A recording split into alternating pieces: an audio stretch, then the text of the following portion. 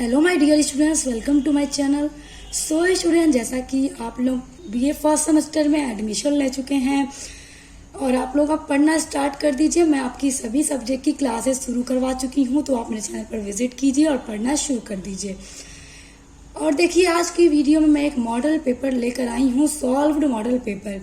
BA first semester में जो political science के स्टूडेंट हैं, जो राजनीति विज्ञान पढ़ते हैं, तो उनके लिए यह वीडियो बहुत ज़्यादा हेल्पफुल होगा, क्योंकि आज की वीडियो में मैं जितने भी प्रश्न बताने वाली हूँ वो सभी आपकी परीक्षा की दृष्टि से बहुत ही ज़्यादा महत्वपूर्ण हैं।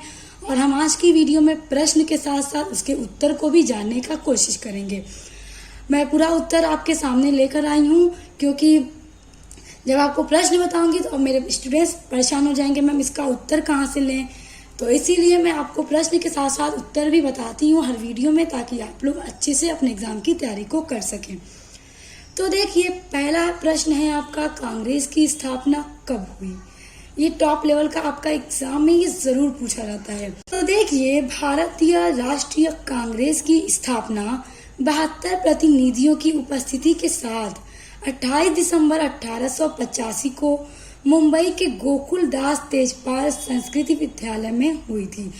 तो आपने ये याद रखना है कि 70 प्रतिनिधियों के उपस्थिति के साथ 28 दिसंबर 1885 को मुंबई के गोकुल दास तेजपाल संस्कृत महाविद्यालय में हुई थी। छोटा छोटा प्रश्न है, आप इसको याद कर लीजिएगा। आपके अति लघु उत्तरीय प्रश्न में आपसे यही पूछा जाएगा।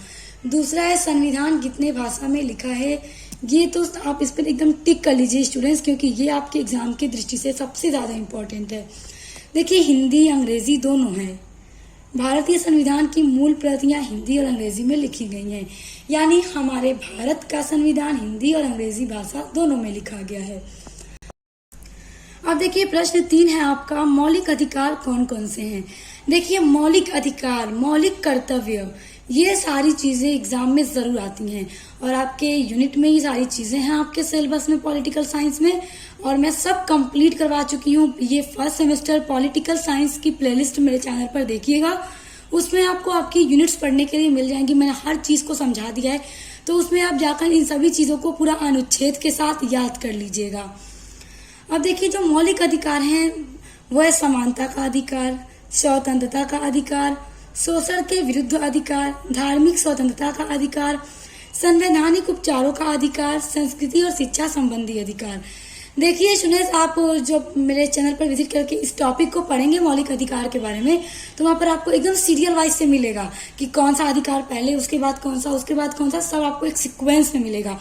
तो आप वहाँ से अपना नोट तैयार कर सकते हैं। देखिए, प्रश्न 4 है, भारत छोड़ो आंदोलन किसने तथा कब चलाया?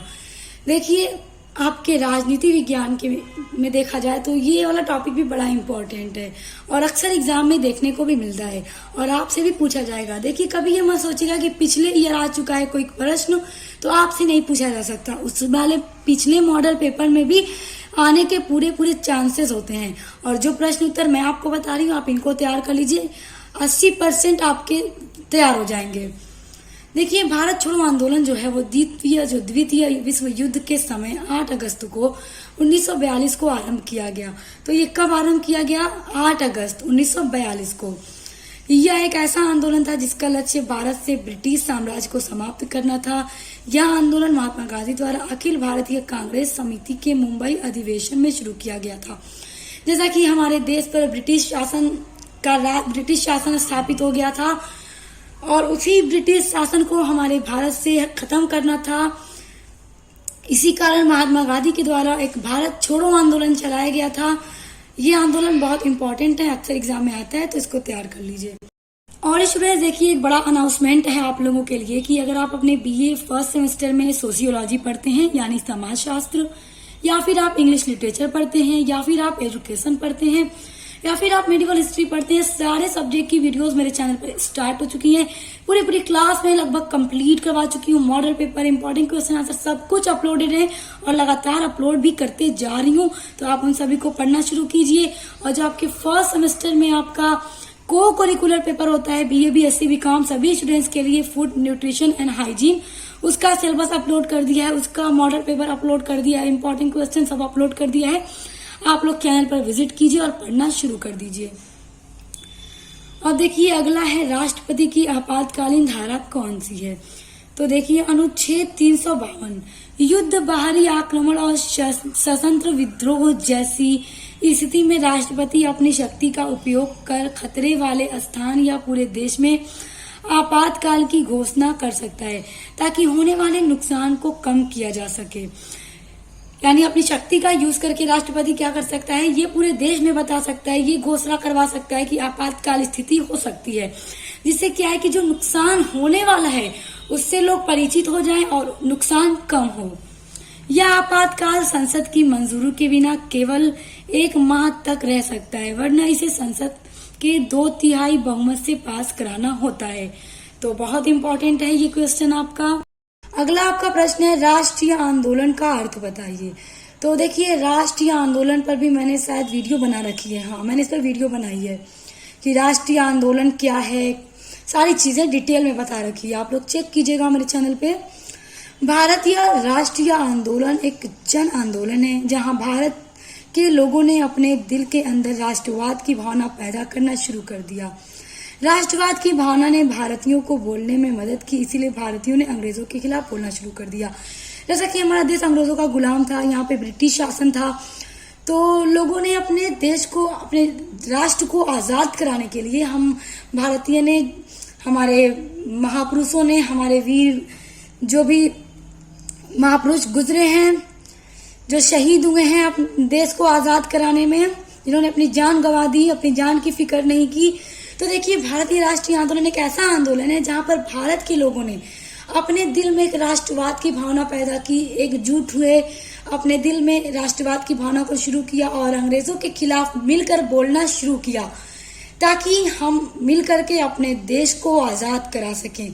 और आज आप देखते हैं हम स्वतंत्रता की जिंदगी गुजार रहे हैं। आज हमारा देश किसी का गुलाम नहीं है। ये सब कुछ हमारे जो महापुरुष गुजरे हैं उन्हीं की देन है, जिन्होंने अपने जान की फिक्र नहीं की, अपनी जान गंवा दी, शहीद हो गए और अब हमारे देश को आजाद कराया। अब देखिए राष्ट्रपति पद के लिए योग्यताएं बताइए। तो देखिए जो राष्ट्रपति मतलब के पद के लिए जो योग्यताएं होती हैं वो, उसमें पहली योग्यता ये है कि सबसे पहली योग्यता ये है कि वो भारत का नागरिक होना चाहिए। अगर वो भारत का नागरिक नहीं होगा तो वो कभी राष्ट्रपति नहीं बन पाएगा। दूसरी सबसे इम्पोर्टेंट योग्यता यह है कि उसकी उम्र 35 वर्ष की पूरी हो चुकी हो। 35 वर्ष से पहले राष्ट्रपति नहीं बन सकता। फिर तीसरी है कि वह किसी लाभ के पद पर न हो, यानी किसी अन्य लाभ के पद पर वो न हो। उसके बाद लोकसभा का सदस्य निर्वाचित होने की योग्यता रखता हो, यानी जिसे राष्ट्रपति बनना है राष्ट्रपति वही बन सकता है जो लोकसभा का सदस्य निर्वाचित होने की पूरी योग्यता रखता हो। तो ये 4 योग्यताएं आप याद रख लीजिए, सबसे इम्पोर्टेंट यही 4 योग्यताएं हैं। अगला है न्यायपालिका की संरचना का वर्णन कीजिए। देखिए ये बहुत इंपॉर्टेंट क्वेश्चन है कि जो न्यायपालिका है उसकी संरचना कैसी है, उसका वर्णन कीजिए। तो उत्तर देखते हैं कि एग्जाम में पूछ दे तो आपको लिखना किस तरह है। देखिए भारत में न्यायपालिका का बड़ा महत्व है। हाँ, यह कार्यपालिका तथा व्यवस्थापिका से बिल्कुल अलग है तथा स्वतंत्र रूप से कार्य करती है। यानी देखिए जो न्यायपालिका होती है एकदम स्वतंत्र रूप से कार्य करती है, यानी कि यह व्यवस्थापिका और कार्यपालिका से अलग होती है पूरी तरह से। भारत में नीचे से लेकर ऊपर तक के सभी न्यायालय एक ही व्यवस्था में संगठित हैं। जिला न्यायालय, उसके ऊपर राज्यों तथा उच्च न्यायालय तथा सबसे ऊपर भारत का सर्वोच्च न्यायालय होता है जो नई दिल्ली में स्थित है। जो हमारा सुप्रीम कोर्ट है वो हमारे भारत का सबसे बड़ा सर्वोच्च न्यायालय है। और उसके बाद मतलब उसके नीचे कौन सा होता है, उच्च न्यायालय होता है। और सबसे उच्च पद पे सर्वोच्च न्यायालय जो नई दिल्ली में स्थित है। इसके निर्णय देश के सभी न्यायालय को मान्य होते हैं और सर्वोच्च न्यायालय ने जो भी निर्णय कर दिया उसको देश के जितने भी न्यायालय हैं सभी को वो फैसला मानना ही पड़ेगा। आपका अगला महत्वपूर्ण प्रश्न है शिक्षा का अधिकार पर व्याख्या कीजिए। देखिए जो शिक्षा का अधिकार है वो एक मौलिक अधिकार है। देखिए वर्ष 2002 में संविधान के 46वें संशोधन के द्वारा अनुच्छेद 21 क में शिक्षा के अधिकार को मौलिक अधिकार में जोड़ दिया गया है। यानी इससे पहले ये एक मौलिक अधिकार नहीं था। सन 2002 में जो 86वां संशोधन किया गया संविधान में, तो संशोधन के द्वारा अनुच्छेद 21 क में ही शिक्षा के अधिकार को मौलिक अधिकारों में जोड़ दिया गया और ये भी ये भी क्या हो गया, एक मौलिक अधिकार हो गया, जिसके अनुसार 6 से 14 वर्ष की आयु के सभी बच्चों को निःशुल्क एवं अनिवार्य शिक्षा उपलब्ध कराना सरकार का दायित्व है। और इस अनुच्छेद के अंतर्गत, इस अधिकार के अंतर्गत देखिए उसमें क्या है कि 6 वर्ष की उम्र से 14 वर्ष की उम्र तक जितने भी बालक होंगे सभी को पूरी निःशुल्क शिक्षा की व्यवस्था की जाएगी। और उसी के साथ साथ जितनी भी अनिवार्य शिक्षा है उनको उपलब्ध कराना पूरी सरकार का दायित्व होगा। तो ये बहुत ही अच्छा मौलिक अधिकार है। बच्चों को 14 वर्ष तक की आयु के बच्चों को पूरी निःशुल्क शिक्षा मिलेगी। आपका अगला है राज्यसभा का कार्य बताइए। देखिए जो राज्यसभा है उसके क्या क्या कार्य होते हैं, उसके फंक्शन क्या होते हैं। देखिए आपके जो वेरी शॉर्ट क्वेश्चन होंगे एग्जाम में तो वो इसी तरह से पूछे जाएंगे और आपको इसी तरह से उत्तर लिखना होगा। तो आप इसको स्क्रीनशॉट कर लीजिएगा और अगर आप चाहें तो इसे नोट डाउन भी कर लीजिएगा अपनी नोटबुक में, तो आप इजिली याद कर लेंगे इसको। देखिए लोकसभा की तरह राज्यसभा भी कानून बनाने एवं संशोधन का कार्य करती है।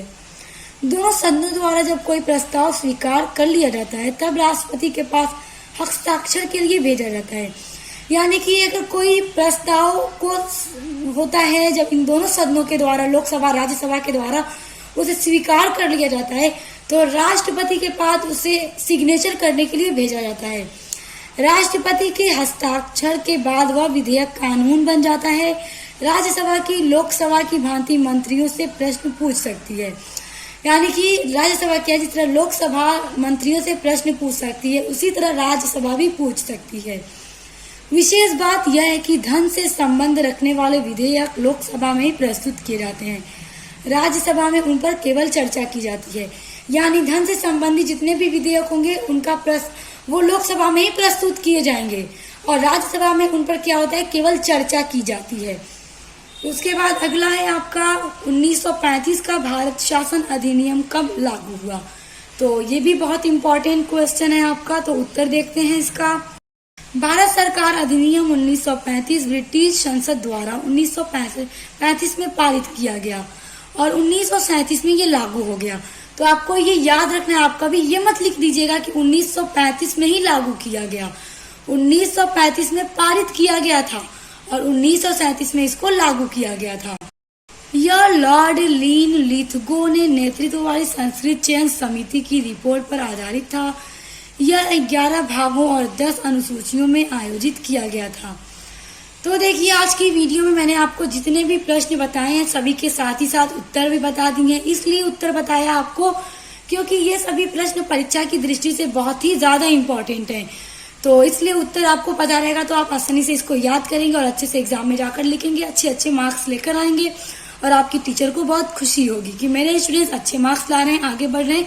बस मेरी यही दुआ है आपके लिए। और देखिए स्टूडेंट्स, आप बाकी के और सब्जेक्ट्स पढ़ने के लिए चैनल पर विजिट जरूर कीजिएगा। आपके बीए के लिए चैनल बहुत हेल्पफुल है, यहाँ पे आपको और सब्जेक्ट की वीडियोस पढ़ने के लिए मिलेंगी। तो अब मिलते हैं नेक्स्ट वीडियो के साथ।